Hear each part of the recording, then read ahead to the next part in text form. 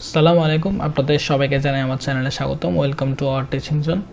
তোমরা আশা করি পঞ্চম সপ্তাহে যে অ্যাসাইনমেন্টটি আছে সেটি তোমরা করছো, অনেকে শেষ করে ফেলেছো। তো তোমাদের ষষ্ঠ সপ্তাহে যে অ্যাসাইনমেন্টটি সিলেবাস সেটি আমরা এক নজরে দেখে নিব।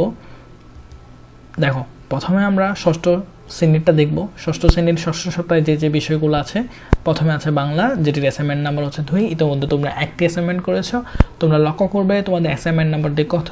তারপর হচ্ছে গণিত, তারপর হচ্ছে কৃষি শিক্ষা, আর যাদের গার্হস্থ্য বিজ্ঞান আছে তাদের গার্হস্থ্য বিজ্ঞান থাকবে।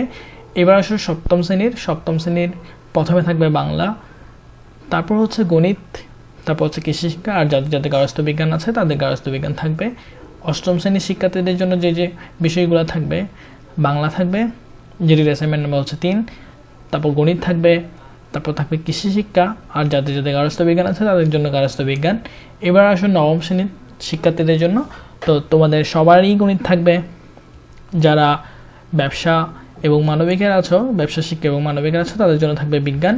আর যারা তোমরা বিজ্ঞান বিভাগের আছো, যারা সায়েন্সের আছো তাদের জন্য থাকবে বাংলাদেশ ও বিশ্ব পরিচয়, আর বাকিদের জন্য থাকবে বিজ্ঞান। যারা সায়েন্সের আছো, বিজ্ঞান বিভাগের আছো তাদের জন্য থাকছে পদার্থবিজ্ঞান।